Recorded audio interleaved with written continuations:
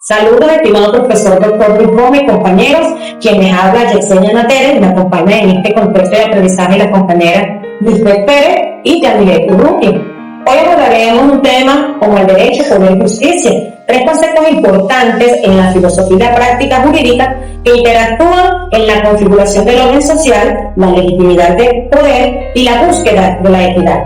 Dichos elementos son claves para comprender cómo se establecen las normas y se garantizan los derechos en una sociedad democrática y legal. En esta presentación titulada Conceptualización del Poder, podemos evidenciar una visión muy general de lo que son las diferentes perspectivas teóricas acerca del concepto del poder. En primer lugar, se destaca la definición de Max Weber, quien define el poder como la probabilidad de imponer la propia voluntad incluso frente a resistencias. El mismo hace énfasis en que el poder implica la capacidad de ejercer dominación o control sobre otros, diferenciando claramente entre poder, entendido como la imposición, la voluntad y la autoridad, que se refiere a un poder legítimamente reconocido y aceptado por los subordinados. Seguidamente, en la misma línea conceptual, aparece Bertrand Russell. Este autor define el poder como la capacidad de producir los efectos deseados.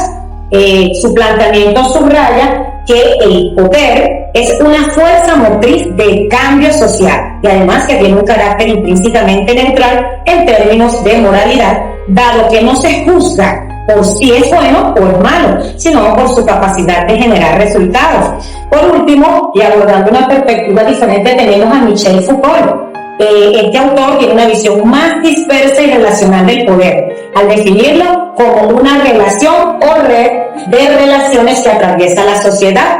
Es decir, que para este autor el poder no es una posesión que alguien tiene en exclusiva, sino que se manifiesta en instituciones, discursos y prácticas cotidianas. Además, introduce el concepto de poder disciplinario, que actúa moldeando tanto los cuerpos como las mentes.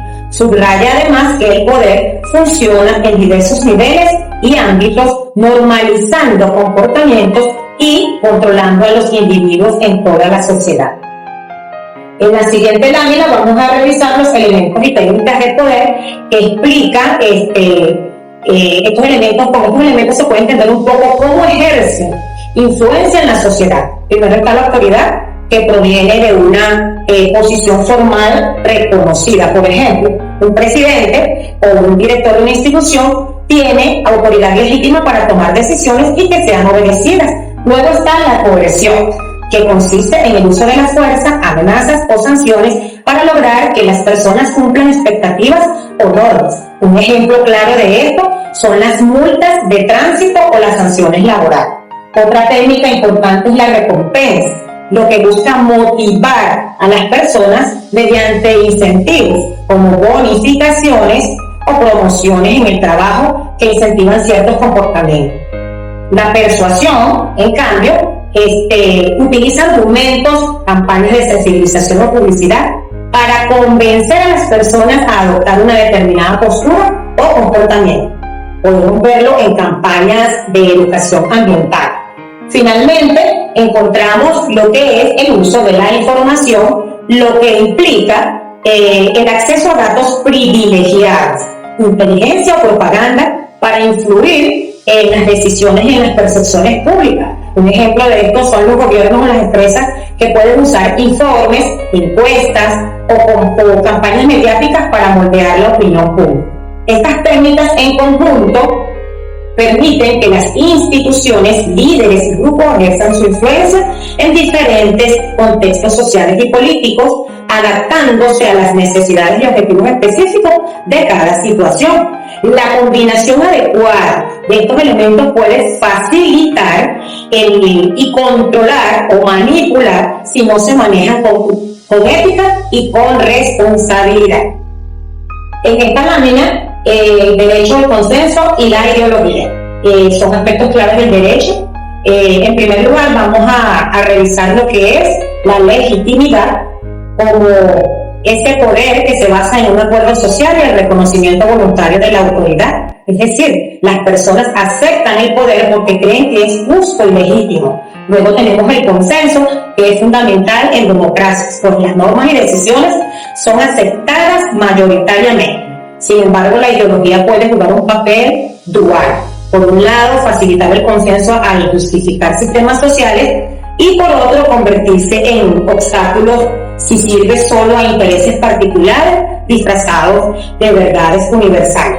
Luego existen distintas formas de legitimación, entre ellos tenemos la tradicional. Esta se apoya en costumbres arraigadas como las monarquías hereditarias, la carismática, que líderes con cualidades excepcionales o heroicas como ciertos revolucionarios o profetas, y la racional legal, que se fundamenta en normas jurídicas establecidas como en los estados modernos y sistemas democráticos constitucionales, donde la ley legítima y limita el poder. También está el vínculo entre derecho y poder económico. El enfoque de la Einstein Económica y la Escuela de Chicago sostiene que las leyes deben diseñarse para maximizar la eficiencia económica, minimizando costos y beneficiando a la sociedad en general. Por último, encontramos la relación entre poder, dominación y derechos. Max Weber diferencia entre poder, la capacidad de imponer la voluntad, y dominación, aquella que es legítima y aceptada socialmente. El derecho actúa como un instrumento que legitima, regula y limita ese poder, asegurando la aceptación social. Esto refleja la evolución del Estado, de un Estado absoluto basado en poder arbitrario a un Estado de derecho, donde las normas preexistentes regulan y someten el poder, garantizando control y estabilidad social. Muchas gracias. Para continuar, tenemos justicia e igualdad. La justicia e igualdad son principios fundamentales en la filosofía política y moral.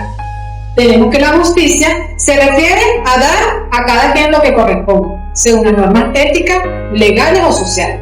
La igualdad implica tratar a todos los individuos de manera equitativa, aunque pueda tener distintas interpretaciones. Tenemos otro punto, diversas clases de igualdad. Tenemos en primer lugar igualdad formal. Todos son iguales ante la ley, sin distinción de raza, género o religión. Una segunda clase tenemos igualdad material o sustantiva. Esta busca compensar desigualdades reales como económicas y sociales. Igualdad de oportunidades, tenemos que todos deben tener la misma posibilidad de acceso a bienes y servicios. Esta busca corregir las desigualdades sociales o económicas. ¿Para qué? Para que las personas tengan resultados similares. En cuarto lugar tenemos igualdad de resultados. Se enfoca en que todos obtengan beneficios similares más allá del punto de partida. Esta nos garantiza que todos tengan la misma oportunidad para alcanzar el éxito independientemente de su origen social. Otro punto tenemos la concepción isnaturalista de la justicia. Está basada en el derecho natural, que considera que existen principios universales. La justicia inherente a la naturaleza humana. Autores como Tomás y como Lowes y Rosen sostienen que la justicia no depende solo de leyes positivas, sino de normas morales universales. En esta visión, la justicia es anterior y superior al derecho positivo. Es decir, si una ley contradice la razón natural, no es justa. Tenemos el iusnaturalismo. Este sostiene que la justicia se basa en un derecho natural, inherente a la naturaleza humana. Las leyes positivas, estas son creadas por el hombre, deben ser justas para ser válidas, y su justicia se mide por la correspondencia con ese derecho natural. Tenemos la concepción kantiana. Immanuel Kant propone una justicia basada en la razón práctica y el imperativo categórico.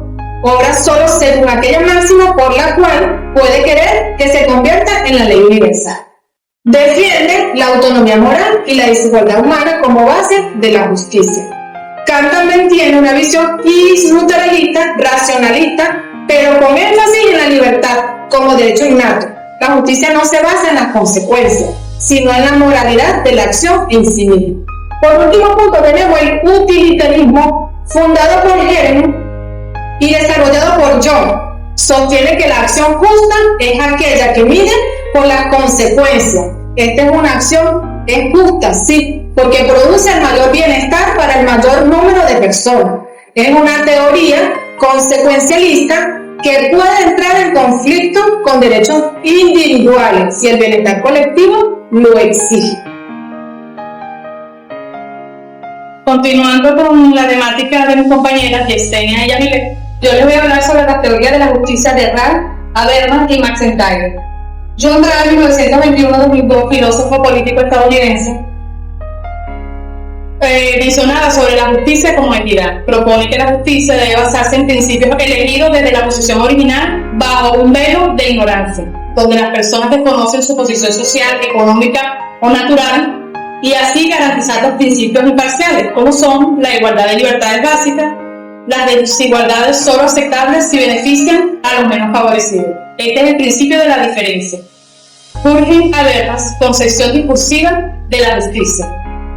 Jürgen Habermas, filósofo y sociólogo alemán, trata sobre el principio de la teoría discursiva y plantea que la justicia surge del diálogo racional y democrático. Lo justo no se define por principios previos, sino por normas que todos pueden aceptar en un proceso de comunicación libre, inclusiva y sin coerción. La legitimidad nace del consenso alcanzado mediante la ética del discurso. Alasdair McIntyre, comunitarismo, es un filósofo alemán donde criticaba las teorías liberales como individualistas.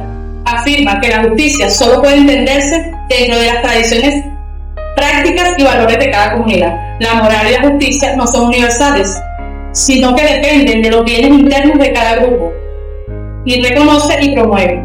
En resumen, Ralph busca justicia universal con imparcialidad, Habermas enfatizaba el diálogo y el consenso, y McIntyre exalta la tradición y la comunidad como la base de las justicias.